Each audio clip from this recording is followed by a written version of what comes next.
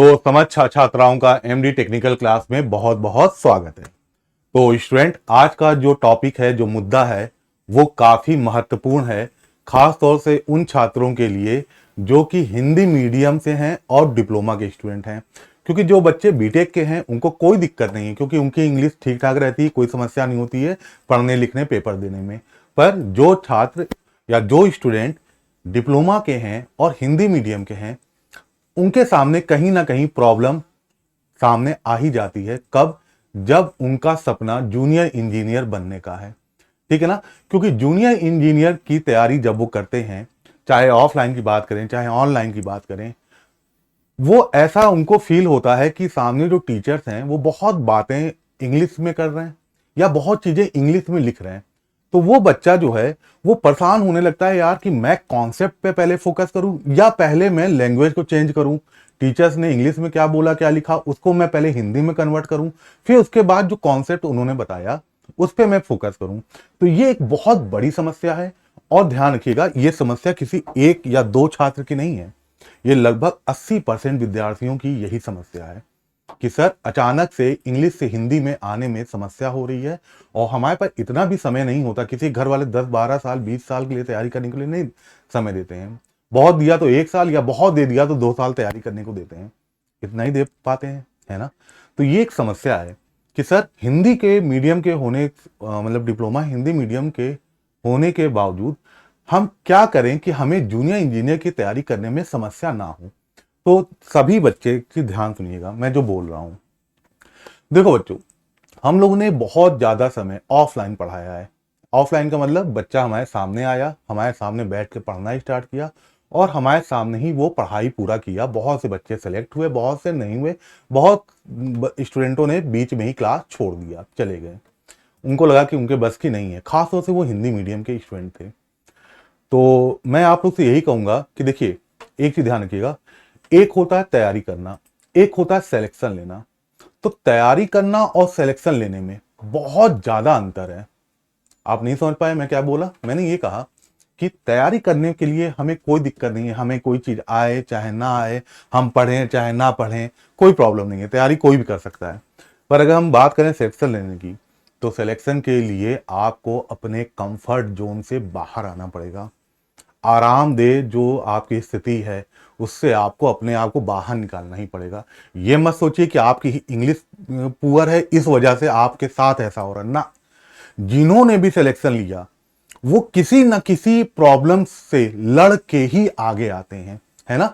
तो हम आज की क्लास में देखेंगे स्टेप वाइज कि हमें करना क्या है अगर हमें डिप्लोमा हिंदी मीडियम होने के बाद भी हमें अगर जूनियर इंजीनियर की तैयारी करनी है, ठीक है ना। तो चलिए ध्यान रखिएगा, मैं एक एक पॉइंट पे बात करता हूं। देखिए, सबसे पहला पॉइंट क्या है, अपने आप को हिंदी के कंफर्ट जोन से बाहर निकालें।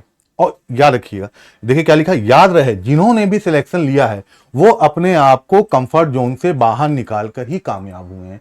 बिल्कुल सही बात भाई, बात जूनियर इंजीनियर की नहीं है।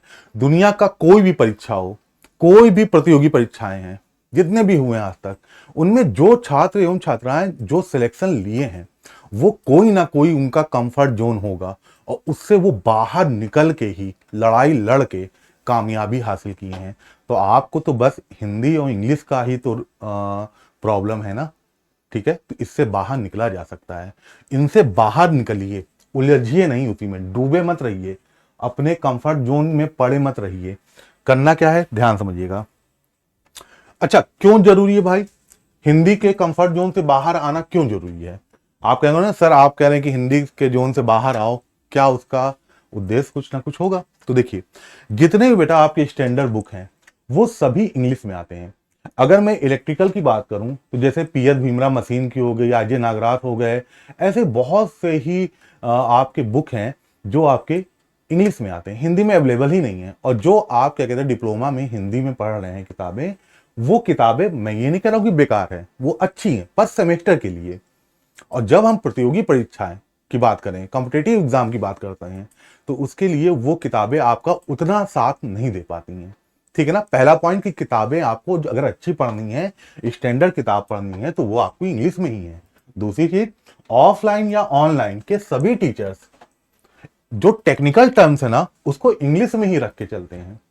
जैसे जैसे मान लीजिए ट्रांसफार्मर, एक टेक्निकल टर्म्स है। ट्रांसफार्मर को हिंदी में परिणाम मित्र कहते हैं, लेकिन कहीं भी आप नहीं सुनेंगे कि टीचर इसको परिणाम मित्र कह के पढ़ा रहे हैं। वो इसको टेक्निकल टर्म्स ट्रांसफार्मर ही बोलेंगे। प्रेरक को इंडक्टेंस बोलेंगे, संधारित्र को कैपेसिटर ही बोलेंगे, है ना। तो इस हिसाब से अब जैसे प्रतिरोध है, प्रतिरोध को सामान्यतः लोग रेजिस्टेंस ही बोलेंगे। तो ध्यान रखना है कि सारे सभी जितने भी टेक्निकल टर्म्स हैं बेटा, उनको अगर आप जाहिर सी बात है टीचर की जरूरत तो पड़ेगी पढ़ने के लिए, तो वो टीचर इन टेक्निकल टर्म्स को इंग्लिश में रखते हैं। इसलिए आपको इंग्लिश में आना ही आना है। फिर देखिए बहुत से इंपॉर्टेंट और जो न्यू क्वेश्चन होते हैं, नए क्वेश्चन, है ना, जो कि प्रीवियस ईयर के मान लीजिए गेट में या ईएस में या एई के किसी डिफरेंट एग्जाम में आए हैं, अदर स्टेट के जेई के एग्जाम में आए हैं, वो सभी तो आपके इंग्लिश में अवेलेबल होते हैं ना। तो वो क्वेश्चन में दिक्कत आएगी। इसलिए अपने आप को मेरे बच्चा लोग हिंदी के कंफर्ट जोन से बाहर आइए। ठीक है, अब करना क्या है, क्या करें, ये सबसे महत्वपूर्ण है ना। हम देखते हैं भाई क्या करें। चलो पेन बाद में लाते हैं। अब करना क्या है, टेक्निकल टर्म्स को शुरू से ही इंग्लिश में लेकर चलें। ये बात ध्यान रखिए बेटा, जब भी आप इंजीनियरिंग की पढ़ाई करिए, अगर कर चुके हैं तो फोकस अब उसको अच्छे से करिए। अगर कर रहे हैं मतलब आप स्कूल जा रहे हो, अभी भी कॉलेज जा रहे हो, ठीक है ना, तो ध्यान रखना है आपको कि जितने भी टेक्निकल टर्म्स हैं उनको इंग्लिश में लेकर चलो। ठीक है ना, प्रतिरोध को रेजिस्टेंस लेके चलिए, प्रेरक को इंडक्टेंस में बात करिए, संधारित्र को कैपेसिटर में बात करिए, है ना, मेरी बात समझ रहे हैं। फिर एक चीज ध्यान रखिएगा, इंग्लिश ग्रामर पे फोकस बिल्कुल ना करें। इस पॉइंट का मतलब यह है कि आप ये मत सोचिए कि जो मैं इंग्लिश लिख रहा हूं या जो मैं इंग्लिश पढ़ रहा हूं वो ग्रामेटिकली एकदम ठीक हो ना, इसकी जरूरत बिल्कुल नहीं ऐसा बिल्कुल ना करिएगा कि यार एम लगाना चाहिए कि नहीं लगाना चाहिए, आर लगाना चाहिए कि इच लगाना चाहिए, दे लगाना चाहिए कि इट लगाना चाहिए, ये सब में नहीं परेशान होना है।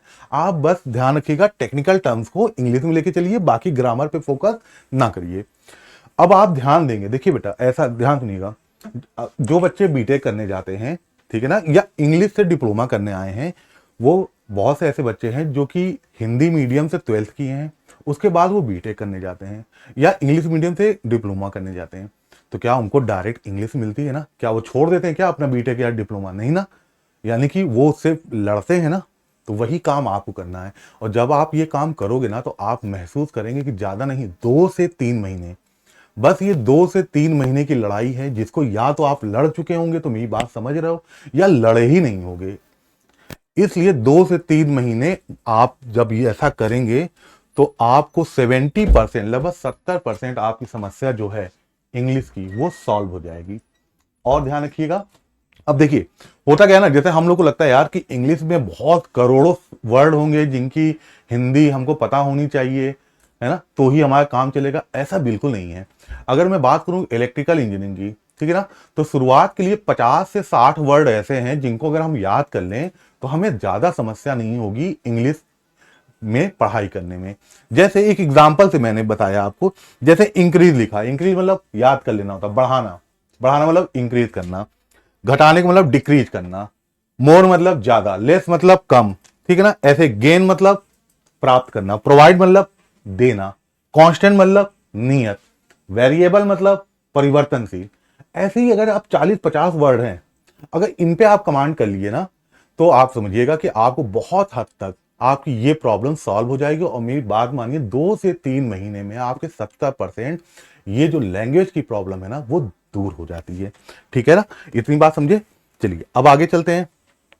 अब देखिए जेई की तैयारी के लिए बाइलिंगुअल कोर्स लीजिए, कहीं से भी लीजिए, जरूरी नहीं कि आप हमारे यहां से लीजिए, कहीं से भी लीजिए कोर्स। हमेशा अगर आप डिप्लोमा हिंदी मीडियम के छात्र हैं तो आप बाइलिंगुअल कोर्स लीजिए। बाइलिंगुअल का मतलब ऐसा कोर्स जिसमें टीचर जो है बातों को समझाएं और लिखें भी हिंदी में ही, समझाएं हिंदी में ही लिखें, बस जो टेक्निकल टर्म्स है ना, जैसे एक अगर मैं बोलूं कि transformer is a static electrical device, ये तो पूरा इंग्लिश हो गया, लेकिन ऐसे भी इसको बोल सकते ना, ट्रांसफार्मर एक स्टैटिक इलेक्ट्रिकल डिवाइस होता है।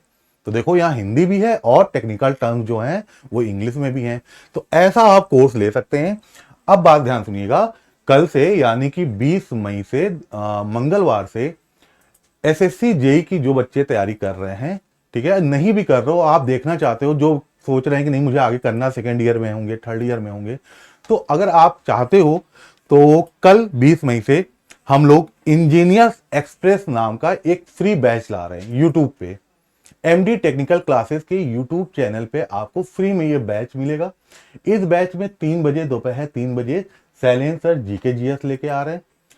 शाम 4 बजे रीजनिंग के लिए पवन सर लेके आ रहे हैं क्लास।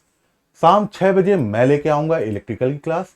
और शाम 7 बजे अभय सर लेके आएंगे सिविल इंजीनियरिंग की क्लास। ठीक है, तो अगर आप लोग ये चीज देखना चाहते हो कि क्या इन क्लासों को करने से हमें ज्यादा प्रॉब्लम तो नहीं आ रही है, और सर ने जो बात अभी थोड़ी देर पहले बताई, क्या वो इन क्लासों में ऐसा फील हो रहा है कि हाँ बात सही है, तो आप सभी लोग आइएगा और पढ़ने की कोशिश करिएगा। इस क्लास से आप लोग को जरूर कुछ ना कुछ फायदा जरूर होगा, नुकसान नहीं होगा, फायदा जरूर होगा। ठीक है ना, तो सभी बच्चों लोग को बहुत बहुत धन्यवाद।